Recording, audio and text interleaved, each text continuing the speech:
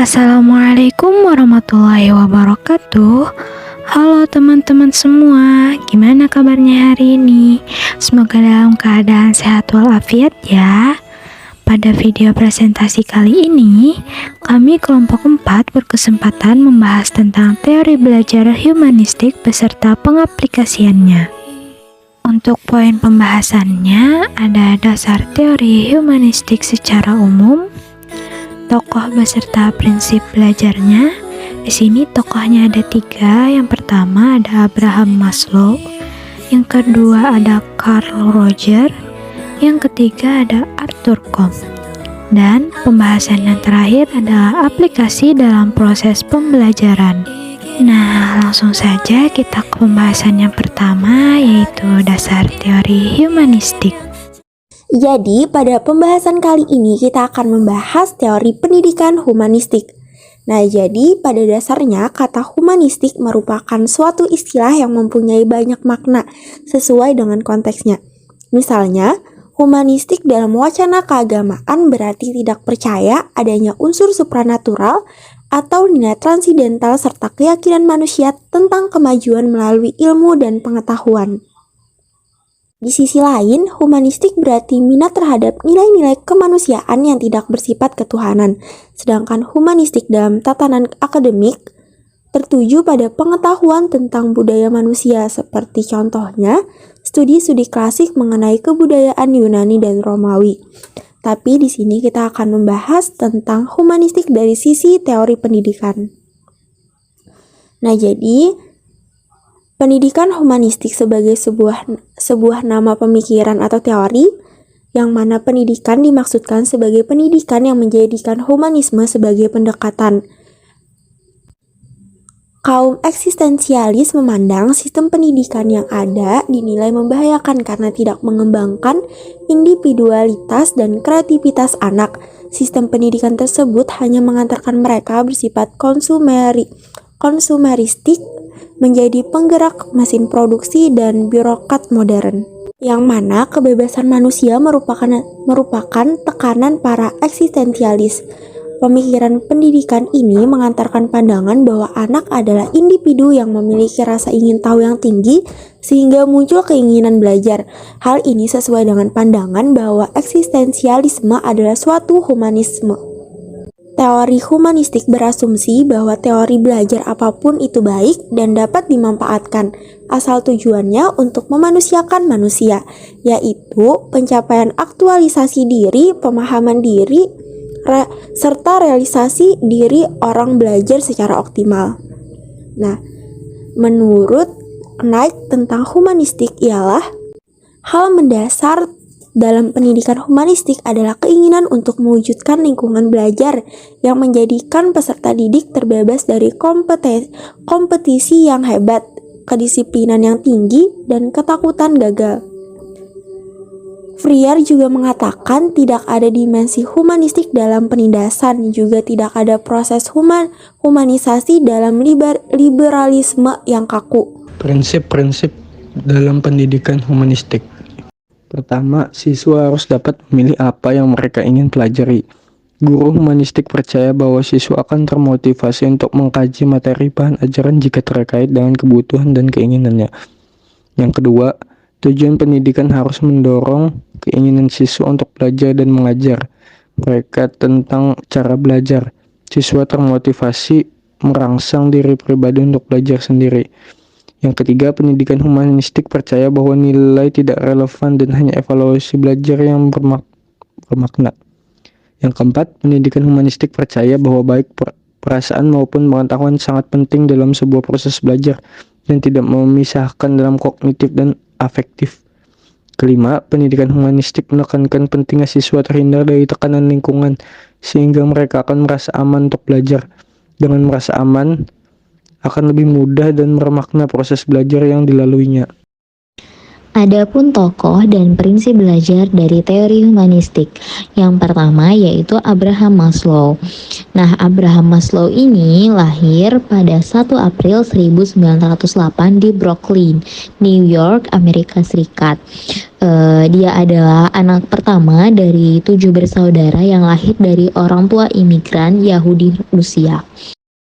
Maslow sendiri mempunyai 3 gelar dalam bidang psikologi, yaitu sarjana pada 1930, magister pada 1931, dan doktor pada 1934.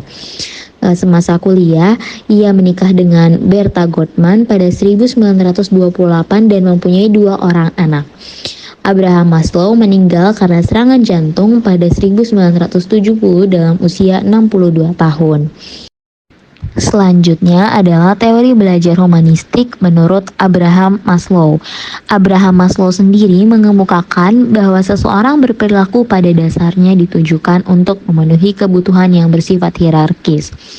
Dan Abraham Maslow ini merupakan salah satu pelopor aliran humanistik. Maslow percaya bahwa manusia bergerak untuk memenuhi dan menerima dirinya sebisa mungkin. Teori yang sangat terkenal adalah teori hierarki kebutuhan Maslow. Maslow menjelaskan bahwa manusia termotivasi untuk memenuhi kebutuhan-kebutuhan hidupnya. Kebutuhan tersebut bertingkat dari yang paling rendah sampai dengan yang tertinggi, yaitu aktualisasi diri. Adapun beberapa hal pokok dalam pemikiran Maslow yang penting kita ketahui untuk memahami pendekatan hierarki kebutuhan. Yang pertama, kebutuhan yang sudah terpuaskan akan berhenti memberikan motivasi. Yang kedua, kebutuhan yang tidak terpuaskan dapat menyebabkan rasa frustasi, konflik, dan stres. Kemudian yang ketiga, Maslow mengasumsikan bahwa seorang memiliki kebutuhan untuk tumbuh dan berkembang sebagai akibat dan akan terus berkembang dan bergerak ke atas dalam hierarki untuk memenuhi kepuasan. Selanjutnya ada biografi Carl R. Rogers. Carl Ransom Rogers lahir di Oak Park, Illinois pada 8 Januari 1902. Pada umur 12 tahun, keluarganya mengusahakan pertanian dan Rogers menjadi tertarik kepada pertanian secara ilmiah.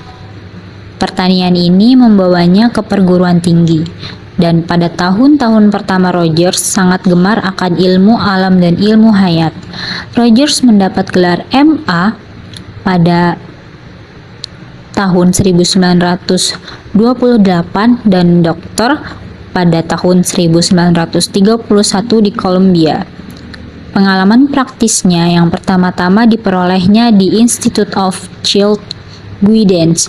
Kemudian, Rogers menemukan bahwa pemikiran Freudian yang spekulatif itu tidak cocok dengan pendidikan yang diterimanya yang mementingkan statistik dan pemikiran menurut aliran Thorndike. Rogers menyebut teorinya bersifat humanis dan menolak pesimisme, suram, dan putus asa dalam psikoanalisis, serta menentang teori behaviorisme yang memandang manusia seperti robot. Teori humanisme Rogers lebih penuh harapan dan optimis tentang manusia karena manusia mempunyai potensi-potensi yang sehat untuk maju. Dasar teori ini sesuai dengan pengertian humanisme pada umumnya, di mana humanisme adalah doktrin, sikap, dan cara hidup yang menempatkan nilai-nilai manusia sebagai pusat dan menekankan pada kehormatan, harga diri, dan kapasitas untuk merealisasikan diri untuk maksud tertentu. Selanjutnya, teori belajar humanistik Carl R. Rogers. Carl Rogers adalah seorang psikolog yang terkenal dengan pendekatan terapi klinis yang berpusat pada klien. Rogers kemudian menyusun teorinya dengan pengalamannya sebagai terapis selama bertahun-tahun. Teori Rogers mirip dengan pendekatan Freud, namun pada hakikatnya Rogers berbeda dengan Freud karena Rogers menganggap bahwa manusia pada dasarnya baik atau sehat. Dengan kata lain, Rogers memandang kesehatan mental sebagai proses perkembangan hidup alamiah, sementara kejahatan dan persoalan kemanusiaan lain dipandang sebagai penyimpangan dari kecenderungan alamiah. Teori Rogers didasarkan pada suatu daya hidup yang disebut kecenderungan aktualisasi. Kecenderungan aktualisasi tersebut diartikan sebagai motivasi yang menyatu dalam setiap diri manusia atau makhluk hidup dan bertujuan untuk mengembangkan seluruh potensinya semaksimal mungkin. Jadi, makhluk hidup bukan hanya bertujuan untuk bertahan hidup saja, tetapi ingin memperoleh apa yang terbaik bagi keberadaannya. Dari dorongan tunggal inilah muncul keinginan-keinginan atau dorongan-dorongan lain yang disebutkan oleh psikolog lain, seperti kebutuhan untuk udara, air, dan makanan, kebutuhan akan rasa aman, rasa cinta, dan sebagainya. Selanjutnya ada biografi Arthur Combs. Arthur Combs, seorang pendidik sekaligus psikolog asal Ohio, Amerika Serikat. Beliau merupakan salah satu tokoh yang ikut berperan pada sejarah teori belajar humanistik. Combs berpendapat bahwa belajar merupakan kegiatan yang bisa dilakukan di mana saja dan menghasilkan sesuatu bagi dirinya. Pada kegiatan belajar, seseorang bahkan guru tidak boleh memaksakan sesuatu hal yang tidak disukai oleh individu yang bersangkutan. Dan menurutnya, belajar bukan hanya tentang bagaimana menghafal materi, namun lebih dari itu. Belajar adalah bagaimana seseorang bebas mencari cara mereka sendiri dan bisa dilakukan lewat mana saja, selama hal tersebut membawa hasil yang baik bagi dirinya. Combs dan kawan-kawan menyatakan bahwa apabila kita ingin memahami perilaku orang, harus mencoba memahami dunia persepsi orang itu dahulu. Apabila kita ingin mengubah keyakinan atau pandangan perilaku dalam orang itu yang membedakan seseorang dengan yang lain. Combs dan kawan-kawan selanjutnya mengatakan bahwa perilaku buruk itu sesungguhnya tak lain halnya dari ketidakmauan seseorang untuk melakukan sesuatu yang tidak akan memberikan kepuasan baginya. Apabila seseorang guru mengeluh bahwa peserta didiknya tidak mempunyai motivasi untuk melakukan sesuatu, ini sesungguhnya berarti bahwa peserta didik itu tidak mempunyai motivasi untuk melakukan sesuatu yang dikehendaki oleh guru itu. Apabila guru itu memberikan aktivitas yang lain, mungkin sekali peserta didik akan memberikan reaksi yang positif. Terdapat dua bagian pada learning, yaitu 1. Memperoleh informasi baru, 2. Personalisasi informasi pada individu. Combs berpendapat bahwa banyak guru membuat kesalahan dalam berasumsi bahwa peserta didik mau belajar apabila materi pelajarannya itu disusun dan disajikan sebagaimana mestinya. Padahal arti tidaklah menyatu pada materi pelajaran itu, sehingga yang penting ialah bagaimana membawa si peserta didik untuk memperoleh arti dari materi pelajaran tersebut dan menghubungkannya dengan kehidupannya. Combs memberikan lukisan persepsi diri dan persepsi dunia seseorang seperti dua lingkaran besar dan kecil yang bertitik pusat pada satu lingkaran. Lingkaran kecil adalah gambaran dari persepsi diri dan lingkungan besar adalah persepsi dunia. Makin jauh peristiwa-peristiwa itu dari persepsi diri, makin berkurang pengaruhnya terhadap perilakunya. Jadi hal-hal yang mempunyai sedikit hubungan dengan diri, makin mudah hal itu terlupakan. Bahkan Combs dan kawan-kawan menyatakan apabila kita ingin memahami perilaku orang tersebut, kita harus mencoba memahami dunia persepsi orang tersebut. Oleh karena itu, apabila kita ingin mengubah perilaku seseorang, maka kita harus berusaha mengubah keyakinan atau pandangan orang itu. Perilaku demikianlah yang membedakan seseorang dari yang lain. Combs dan kawan-kawan selanjutnya mengatakan bahwa perilaku buruk itu sesungguhnya tak lain hanyalah dari ketidakmauan seseorang untuk melakukan sesuatu yang tidak akan memberikan kepuasan baginya.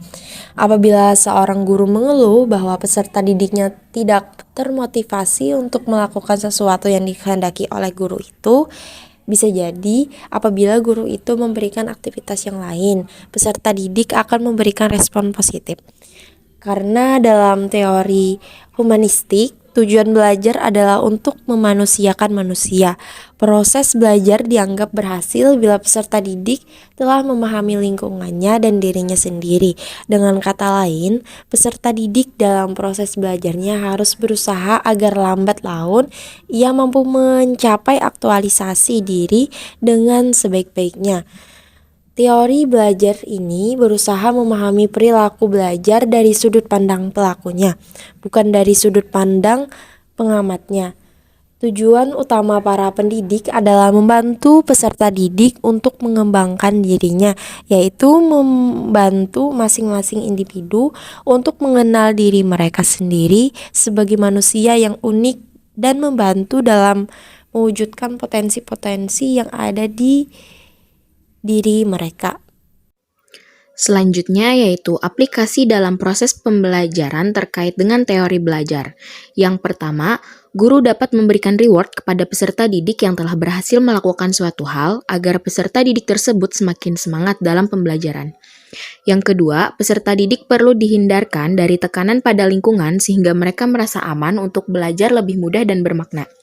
Yang ketiga, beri kesempatan kepada peserta didik untuk mengembangkan kemampuannya agar peserta didik mendapatkan pengalaman belajar. Dan yang terakhir, pendidik harus memfasilitasi peserta didiknya dengan memberikan sumber belajar yang mendukung. Sekian presentasi dari kami. Kurang lebihnya mohon maaf. Wassalamualaikum warahmatullahi wabarakatuh.